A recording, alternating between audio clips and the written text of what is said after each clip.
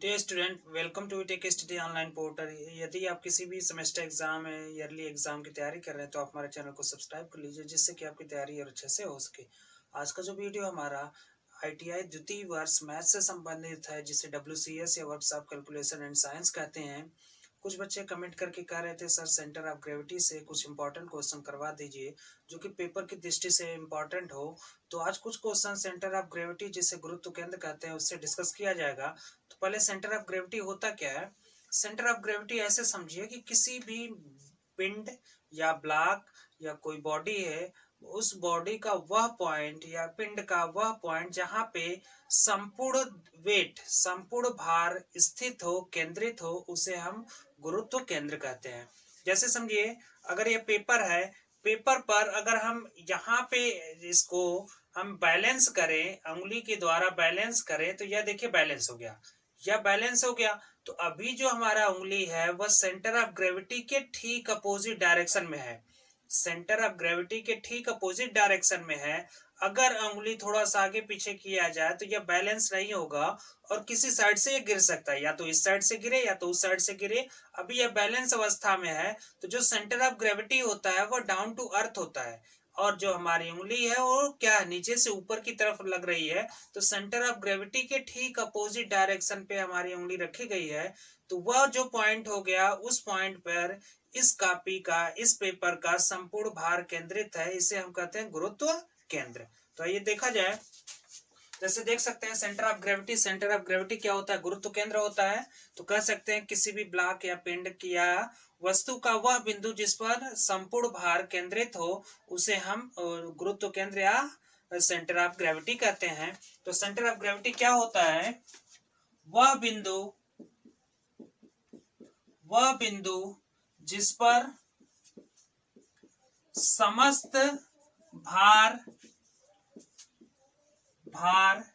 केंद्रित हो, समस्त भार केंद्रित हो, उसे गुरुत्व केंद्र कहते हैं, उसे गुरुत्व केंद्र कहते हैं। ठीक है, गुरुत्व केंद्र को ही क्या कहा जाता है, सेंटर ऑफ ग्रेविटी। अब देखिए, एक होता है द्रव्यमान केंद्र, एक होता है गुरुत्व केंद्र। तो अगर हमारा जो सिमेट्रिकल डिस्ट्रीब्यूशन है, जो ब्लॉक हो गया या जो पिंड हो गया, द्रव्यमान का वितरण या उसकी बॉडी का वितरण कह सकते हैं कि पूरा मास का वितरण अगर होल बॉडी, होल ब्लॉक में अगर समान रूप से वितरित हो, तो वह उस अवस्था में द्रव्यमान केंद्र और सेंटर ऑफ ग्रेविटी या गुरुत्व केंद्र क्या होगा, समान होगा। तो कुछ देखिए, हमारे पास क्वेश्चन है, क्वेश्चन को देख लिया जाए। यह डेफिनेशन है गुरुत्व केंद्र का, जिसे सेंटर ऑफ ग्रेविटी कहते हैं। क्या होता है, वह बिंदु जिस पर समस्त भार केंद्रित हो, उस पिंड का, उस ब्लॉक का वह बिंदु क्या कहलाता है, सेंटर ऑफ ग्रेविटी कहलाता है। सेंटर ऑफ ग्रेविटी या गुरुत्व केंद्र द्रव्यमान केंद्र के बराबर होगा जब किसी भी ब्लॉक या पिंड में संपूर्ण द्रव्यमान का वितरण समान हो। तो देखिए, अगर एक क्वेश्चन है हमारे पास, क्वेश्चन से शुरू किया जाए। जैसे एक आयत है, एक रेक्टेंगल हो गया, कुछ इस प्रकार से दिया रेक्टेंगल, कुछ इस प्रकार से दिया है। देखिए, यह दिया 12 सेंटीमीटर, जो इसकी लेंथ हो गई। इसका ब्रेड्थ जो है वह 3 सेंटीमीटर है। आपसे पूछ क्या रहा है कि सेंटर ऑफ ग्रेविटी, गुरुत्व केंद्र क्या होगा, गुरुत्व केंद्र बताइए, गुरुत्व केंद्र बताओ। अब ऑप्शन देखें, ऑप्शन क्या है। फर्स्ट ऑप्शन है 6,3, सेकेंड ऑप्शन है 6,6, थर्ड ऑप्शन है 6,1.5 और फोर्थ ऑप्शन है 1.5,3। ठीक है, 4 ऑप्शन दे दिया और हमसे पूछ रहा है कि सेंटर ऑफ ग्रेविटी बताइए क्या होगा। तो सेंटर ऑफ ग्रेविटी देखिए क्या होगा, जैसे कोई भी बॉडी हो गया या कोई भी ब्लॉक हो गया, तो अगर वह रेक्टेंगल है या कह सकते हैं कि वर्ग है, उस स्थिति में जो उसका सेंटर ऑफ ग्रेविटी होगा, उसके विकर्णों के इंटरसेक्शन पॉइंट के पर होगा। विकर्ण क्या होता है, डायगोनल। जैसे मान लीजिए, अगर यह आयत है, अगर इसके शीर्ष का नामकरण किया जाए तो ABCD, हमने मान लिया 4 पॉइंट हो गया ABCD। अब विकर्ण क्या होता है, एक शीर्ष को उसके सामने वाले शीर्ष से मिलाने वाली जो रेखा होती है क्या होती है, विकर्ण होती है। ऐसे यह भी क्या होगा, सामने वाली रेखा को मिलाने वाली, सामने वाले शीर्ष को मिलाने वाली रेखा क्या कहलाती है? विकर्ण कहलाती है। तो यह विकर्ण हो गया, ठीक है। अब इस पॉइंट को अगर हम ओ मान लें, इस पॉइंट को ओ मान लें, तो यह ओ क्या होगा? गुरुत्व केंद्र होगा या सेंटर ऑफ ग्रेविटी होगा। तो यहां पे देखिए, अब हम जैसे किसी भी ब्लॉक का या किसी भी डायग्राम का सेंटर ऑफ ग्रेविटी या गुरुत्व केंद्र निकालेंगे, तो हम देखेंगे कि दिया गया ब्लॉक किसके सिमेट्री है? एक्स अक्ष के सिमेट्री है या वाई अक्ष के सिमेट्री है? तो कैसे पता चलेगा एक्स अक्ष के सिमेट्री या वाई अक्ष के सिमेट्री है? अगर यहाँ पे देखिए, यह जो रेक्टेंगल है, अगर बीच से एक वाई अक्ष के समांतर रेखा खींच दिया जाए तो इसके बायां पक्ष और दायां पक्ष दोनों क्या होगा? समान भाग में डिस्ट्रीब्यूट होगा, वितरित होगा। ऐसे ही यह ओ बिंदु से गुजरती हुई एक रेखा एक्स अक्ष के समांतर खींच दिया जाए, जैसे मानिए कि इसको ऐसे कर दिया गया, यह ठीक है। तो जितना भाग ऊपर है इस लाइन के, उतना भाग नीचे है, तो कह सकते हैं कि दोनों भाग दो समान भागों में बट गया। तो यह क्या है? एक्स अक्ष के सिमेट्री हो गया, एक्स अक्ष के सिमेट्री हो गया। अगर इस एक्स अक्ष को हम क्या करें, अब हम एक पैरेलल रेखा खींच दे वाई अक्ष के समांतर, ऐसे खींच दिया जाए, तो जितना बायां भाग है उतना दायां भाग भी है। तो हम कह सकते हैं कि यह जो हमारा डायग्राम है या दिया गया जो रेक्टेंगल है, यह सिमेट्री है, एक्स अक्ष और वाई अक्ष दोनों के सिमेट्री है। अगर ये दोनों के सिमेट्री हो गया, तो उस स्थिति में जो गुरुत्व केंद्र होगा एक्स अक्ष का भी निकालेंगे और वाई अक्ष से भी दूरी गुरुत्व केंद्र का निकालेंगे। तो यहाँ पे हमें करना क्या है? अगर रेक्टेंगल है तो रेक्टेंगल यहाँ पे एक रिफरेंस एक्सिस माना जाता है, रिफरेंस एक्सिस माना जाता है। यह हो गया मान लीजिए एक्स, यह हो गया आपका ओ डैश और यह हो गया वाई। तो जो X O dash X, O dash X और ओ डैश वाई जो है, यह क्या? रेफरेंस एक्सिस है, रेफरेंस अक्ष, रेफरेंस अक्ष हो गया, ठीक है। अब यहाँ पे जब सेंटर ऑफ ग्रेविटी निकालेंगे, दोनों अक्षों से दूरी निकालेंगे, एक्स अक्ष से और वाई अक्ष से भी दूरी निकालेंगे। तो यह देखिए, अगर सेंटर ऑफ ग्रेविटी की दूरी अगर हम एक्स पॉइंट को बताएं कि सेंटर ऑफ ग्रेविटी की दूरी या गुरुत्व केंद्र की दूरी एक्स अक्ष के से कितना है, उसको एक्स बार से दिखाते हैं, और वाई अक्ष से दूरी को हम वाई बार से दिखाते हैं। आगे कई तरह के क्वेश्चन सॉल्व किया जाएगा, तो वहां पे आगे भी जो हम इसका इंडिकेशन रखेंगे कुछ इस प्रकार से रखेंगे। जो सेंटर ऑफ ग्रेविटी या गुरुत्व केंद्र है, एक्स अक्ष से जो उसकी दूरी होगी एक्स बार से डिनोट होगा, और वाई अक्ष से जो दूरी होगा वो वाई बार से डिनोट होगा। तो यहाँ पे समझिए कि अगर एक्स बार हमें निकालना है, एक्स अक्ष से सिमेट्री अगर इसकी दूरी निकालना है तो वह कितना होगा, और वाई बार से कितनी दूरी होगी। तो एक्स अक्ष क्या हो गया, जैसे अगर यहां से हमें निकालना है तो एक्स बार का मतलब है कि इस वाई अक्ष से इस ओ की दूरी कितनी है, तो वाई अक्ष से ओ की दूरी क्या है, यह मिड पॉइंट हो जाएगा, ठीक है, यह मिड पॉइंट हो जाएगा। अगर यह टोटल कितना है 12 है, तो यह आधा कितना हो जाएगा 12/2, 12/2 ये 6 हो गया। और वाई बार निकालना है तो एक्स से इसकी दूरी निकालना है, तो यह टोटल कितना है 3 है, तो यह कितना हो जाएगा 3/2, 1.5। तो जो सेंटर ऑफ ग्रेविटी आ गया 2 पॉइंट आ गया, क्योंकि एक्स अक्ष और वाई अक्ष दोनों के सिमेट्री था हमारा यह ग्राफ। तो जो यहाँ पे जो मिलेगा हमें, यह मिलेगा 6 1.5, यह हो गया सेंटर ऑफ ग्रेविटी दिए गए रेक्टेंगल या आयत का। तो जो आंसर होगा वह होगा option C is the right answer, 6 1.5, 6 1.5। इसको फिर से समझ लीजिए, यहाँ पे देखिए जो एक्स बार है यह तो ठीक है, ठीक है, एक्स बार कितना आ गया, एक्स बार का मतलब यह हो गया कि सेंटर ऑफ ग्रेविटी या गुरुत्व केंद्र का हमारा वाई अक्ष से दूरी, वाई अक्ष से दूरी एक्स बार निकालेंगे, यानी एक्स बार जब निकालेंगे तो दूरी हम वाई अक्ष से लेंगे, अगर वाई बार निकालेंगे तो दूरी हम एक्स अक्ष से लेंगे, जिसे हम रेफरेंस एक्सिस या रेफरेंस अक्ष कहते हैं। तो एक्स बार क्या होगा, अब यहां से यहां की दूरी जो होगी, चूंकि यह दूरी 12 सेंटीमीटर है, तो यह आधी दूरी होगी, आधी कितनी हो जाएगी 12/2 यानी 6 सेंटीमीटर।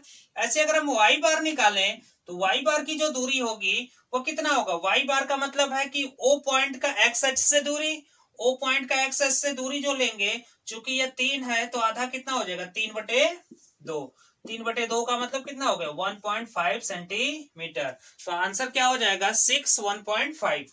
तो जो राइट आंसर होगा वो हो जाएगा हमारा 6 1.5 के बराबर। तो इससे ऑप्शन क्या है राइट आंसर है। इसका स्क्रीनशॉट ले लीजिए, फिर नेक्स्ट क्वेश्चन कराया जाए।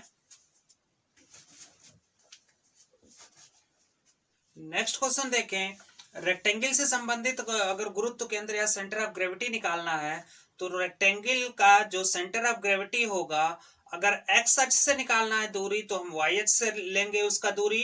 ठीक है, तो हम कह सकते हैं कि जो एक्स बार होगा रेक्टेंगल या आयत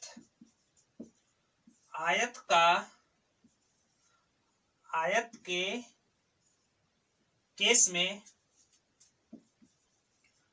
केस में जो रेक्टेंगल का एक्स बार होगा वह कितना होगा L/2 यानी लेंथ बाई 2, और जो वाई बार होगा वह ब्रेड्थ बाई 2।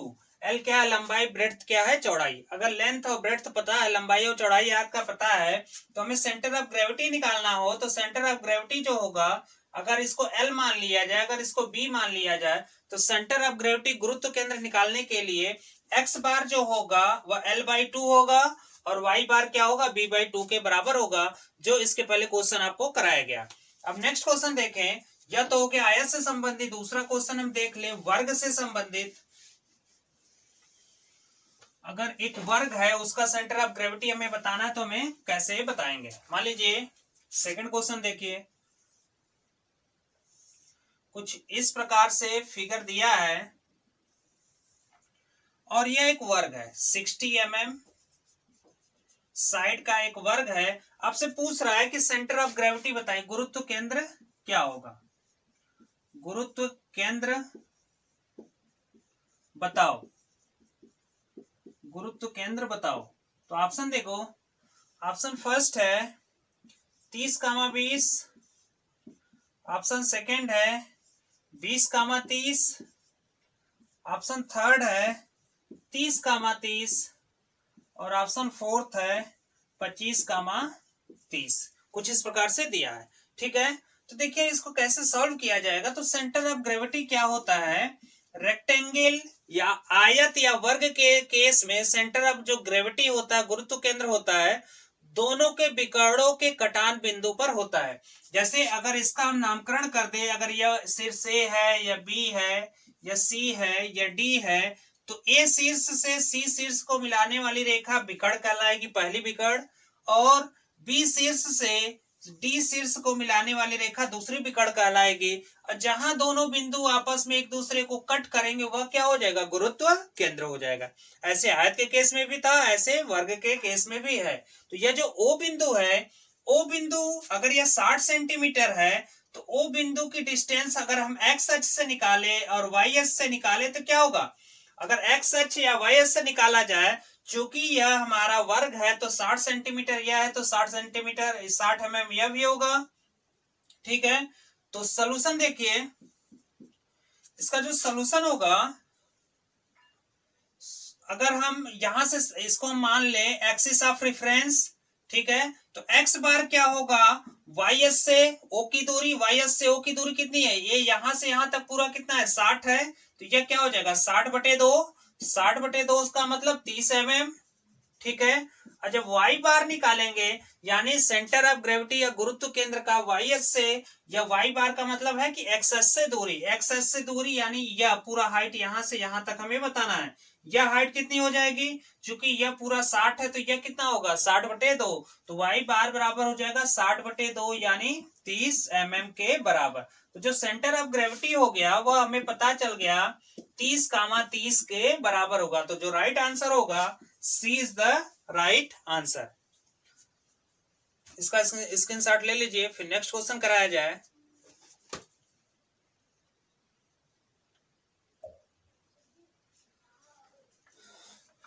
नेक्स्ट क्वेश्चन देखें, रेक्टेंगल जिसे आयत और वर्ग से संबंधित सेंटर ऑफ ग्रेविटी निकालना बहुत ही आसान होता है।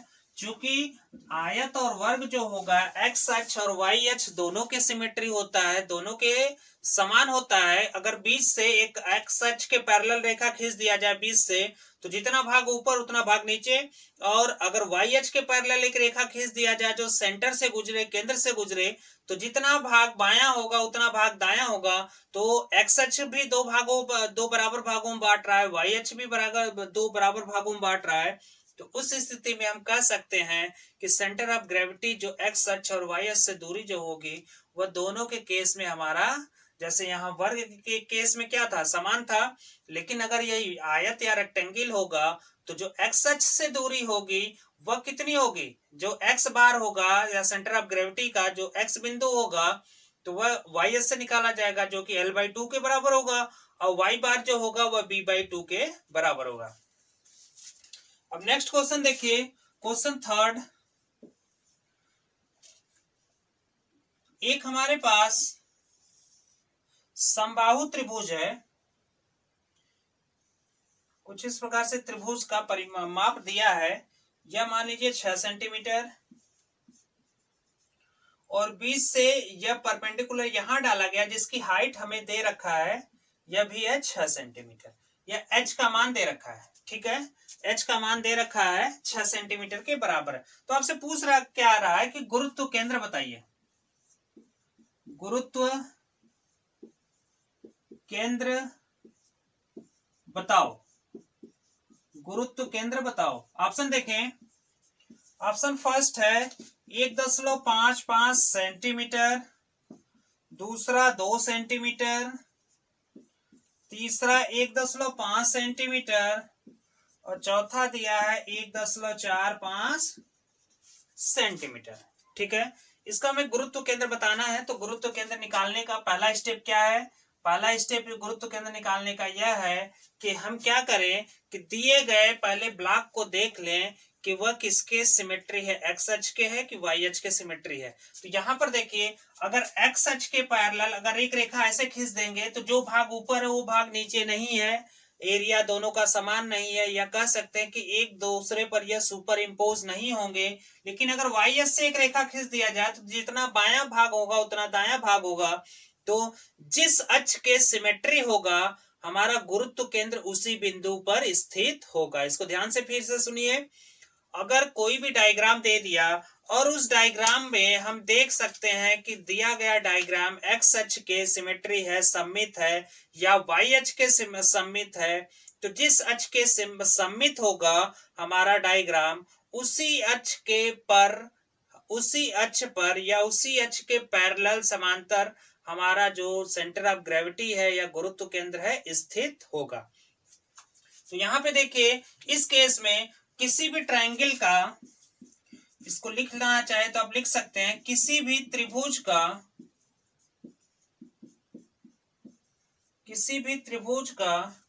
गुरुत्व केंद्र उसकी ऊंचाई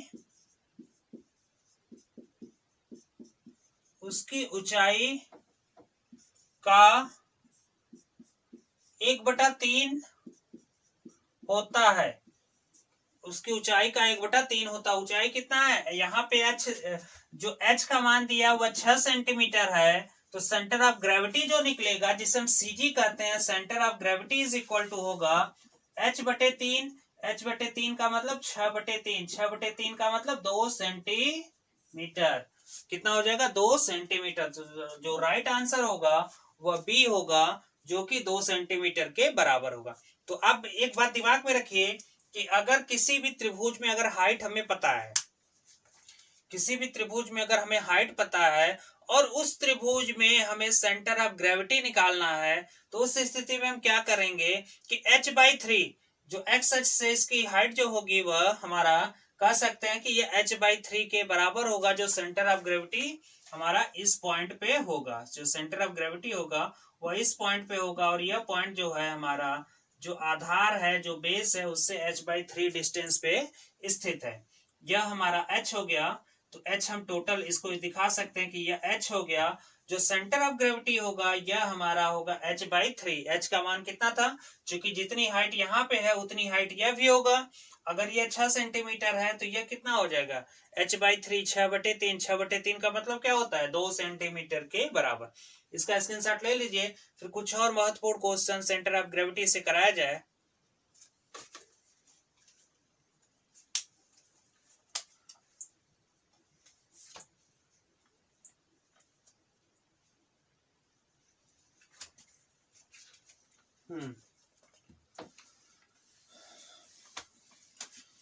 तो अभी बेसिक हम लोग देख रहे हैं, जिसमें क्या है कि हमारा जो दिया गया डायग्राम है जिसे हम लैमिना कहते हैं, ठीक है। जो सेंटर ऑफ ग्रेविटी में जो भी डायग्राम मिलेगा वह लैमिना होगा। तो लैमिना हमारा क्या है कि वह एक्स अक्ष या वाई अक्ष के सिमेट्री है। अभी तीनों क्वेश्चन हमारा क्या था कि जैसे रेक्टेंगल था वह दोनों अक्ष के समांतर था, दोनों अक्ष को दो बराबर भागों में बांट रहा था, चाहे वर्ग हो चाहे आयत हो। लेकिन ये त्रिभुज वाला क्या था कि यह वाई अक्ष के सिमेट्री था। अगर वाई अक्ष के समांतर एक रेखा बीच से खींचेंगे तो जितना बायां भाग था उतना दायां भाग भी था। तो क्या कर रहा था कि यह सिमेट्री है, जिसे हम कहते हैं इक्वल डायग्राम, ठीक है। Equal diagram. अनइक्वल डायग्राम हो गया जैसे कोई टी सेक्शन हो गया, कोई टी सेक्शन हो गया, टी सेक्शन भी क्या है, इक्वल डायग्राम है। अगर एल सेक्शन हो गया, एल सेक्शन मतलब यह हो गया, मान लीजिए ये कुछ इस प्रकार से डायग्राम आपको दे दे और कह दे कि इसका सेंटर ऑफ ग्रेविटी निकालिए, तो सेंटर ऑफ ग्रेविटी इसका निकालने का हमारे पास जो तरीका है वो आपको आगे बताया जाएगा, जो कि बहुत ही आसान और आकर्षक फार्मूला है। और कुछ स्टेप को का फॉलो करके हम आसानी से इसका सेंटर ऑफ ग्रेविटी निकाल सकते हैं। लेकिन यहाँ पर देखिए, अगर हम ऐसे एक रेखा खींच दे या ऐसे एक रेखा खींच दे तो जितना बायां भाग है उतना दायां भाग नहीं है। और इस सच को देखा जाए तो इस सच के ऊपर जितना भाग है उतना नीचे नहीं है, तो हम इसे कहेंगे अनइक्वल सेक्शन। तो हमारे पास क्या है कि सेंटर ऑफ ग्रेविटी हम निकालते हैं तो हमारे पास तीन लैमिना या तीन डायग्राम मिलते हैं। पहला यह कि एक्स अक्ष के इक्वल हो या एक्स अक्ष के सिमेट्री हो, दूसरा वाई अक्ष के सिमेट्री हो, तीसरा दोनों के सिमेट्री हो, और चौथा यह कि किसी के सिमेट्री ना हो, किसी के सिमेट्री ना हो। तो एक क्वेश्चन देखिए, चौथा क्वेश्चन देखने के पहले ऐसे समझिए कि अगर मान लीजिए हमारे पास एक सर्किल है जिसे वृत्त कहते हैं, सर्कल, ठीक है, या वृत्त है, और वृत्त का हमें क्या बताना हो, सेंटर ऑफ ग्रेविटी बताना हो, गुरुत्व केंद्र बताना हो, तो हम क्या करेंगे कि एक रेफरेंस एक्सिस खींचेंगे ऐसे, ठीक है, एक रेफरेंस एक्सिस खींचा जाएगा। अब सेंटर ऑफ ग्रेविटी बताना है तो यहाँ पे यह जो है हमारा, यह क्या हो जाएगा, रेडियस हो जाएगा, यह क्या हो जाएगा, रेडियस हो जाएगा, और यहां से यह भी क्या है, रेडियस हो जाएगा। तो सेंटर ऑफ ग्रेविटी आपसे पूछा जाए तो एक्स बार जो होगा वह भी आर के बराबर होगा, और जो वाई बार होगा वह भी क्या होगा, आर के बराबर होगा। तो अगर किसी भी सर्किल का हमें निकालना है सेंटर ऑफ ग्रेविटी तो वह उसकी त्रिज्या के बराबर होगा, चाहे एक्स बार निकालिए चाहे वाई बार निकालिए। तो उसी पर आधारित एक क्वेश्चन है, उसको देख लिया जाए। देखिए क्वेश्चन का क्या रहा है, कह रहा है कि what is the centre of gravity of a semi circle of dia 12 centimetre. एक सेमी सर्किल है या, ठीक है, यह सेमी सर्किल हो गया। कह रहा है कि सेंटर ऑफ ग्रेविटी बताइए, जबकि डाया डी क्या है इसका, 12 सेंटीमीटर है, और बताना क्या है, centre of gravity, centre of gravity बताना है। अब देखिए कहीं कहीं सेंटर ऑफ ग्रेविटी को पूरा सेंटर ऑफ ग्रेविटी लिखा जाता है और कहीं कहीं से डायरेक्ट सीजी लिख दिया जाता है। तो अगर सीजी भी पूछे तो आपको मालूम होना चाहिए कि सीजी का मतलब क्या होता है, सेंटर ऑफ ग्रेविटी। तो सेंटर ऑफ ग्रेविटी बताना है, जबकि व्यास कितना है, 12 सेंटीमीटर, जबकि व्यास हमारा दिया है 12 सेंटीमीटर। अब ऑप्शन देखें, ऑप्शन फर्स्ट है 2.24 सेंटीमीटर, सेकेंड ऑप्शन है 2.54 सेंटीमीटर, थर्ड ऑप्शन है 3.25 सेंटीमीटर, और फोर्थ ऑप्शन है 2.75 सेंटीमीटर। ठीक है, तो अगर यह एक पूर्ण वृत्त होता तो इसका सेंटर ऑफ जो ग्रेविटी होता है उसके रेडियस के बराबर होता, लेकिन ये अर्धवृत्त है, सेमी सर्किल है, यह सेमी सर्किल है, अर्धवृत्त है। तो अर्धवृत्त का जो सेंटर ऑफ ग्रेविटी होता है, अगर सेंटर ऑफ ग्रेविटी अगर एक्स अक्ष से देखा जाए तो एक्स अक्ष से जो सेंटर ऑफ वाई अक्ष से देखा जाए तो यह कितना होगा, आर होगा। ठीक है, तो इसको देख लिया जाए, सेंटर ऑफ ग्रेविटी इसका निकालना है। तो सेंटर ऑफ ग्रेविटी जो होता है, इसको याद रखिए, अर्धवृत्त का गुरुत्व केंद्र जो होता है, वृत्त है, अर्धवृत्त में व्यास दे रखा है 12 सेंटीमीटर, तो रेडियस कितना हो जाएगा, d/2, व्यास का आधा यानी 12/2 करेंगे तो यह 6 सेंटीमीटर हो गया। ठीक है, और अर्धवृत्त का जो गुरुत्व केंद्र होता है वो 4r/3π के बराबर होता है, तो कितना होगा 4r/3π। अब 4r का मान कितना है, 6, 3π का मतलब 3π, यह हो गया 3 दूना 6, तो 8 भागे हम क्या करेंगे 3.14 या 22/7 लिख सकते हैं। तो 22/7 करेंगे तो 22 ऊपर हो गया, 7 नीचे यहां हो जाएगा, तो 56/22। 56/22 का मतलब समझिए कि यह कितना हो जाएगा 28/11। 28/11, तो 28/11 से भाग देंगे, 11 दूना 22। ठीक है, यह हो जाएगा 11 दूना 22, 6 बचा, 11 पचे 55, फिर 11 चौक 44, 2.54 सेंटीमीटर। तो जो राइट आंसर होगा वह बी होगा, 2.54 सेंटीमीटर के बराबर होगा। तो यहाँ पे फार्मूला आपको यह याद रखना है कि अगर पूर्ण वृत्त होगा तो उसका जो सेंटर ऑफ ग्रेविटी होगा वह रेडियस के बराबर होगा, अगर अर्धवृत्त है तो उसका जो सेंटर ऑफ ग्रेविटी होगा वह 4r/3π के बराबर होगा। इसको याद रखिएगा, बहुत इंपॉर्टेंट फार्मूला है। आपसे डायरेक्ट फार्मूला भी पूछा जा सकता है, या उस पर आधारित कोई अर्धवृत्त दे दे, उसका रेडियस या डाया दे दे, और आपसे पूछ सकता है कि इसका बताइए कि क्या होगा सेंटर ऑफ ग्रेविटी या सीजी क्या होगा। इसका स्क्रीनशॉट ले लीजिए।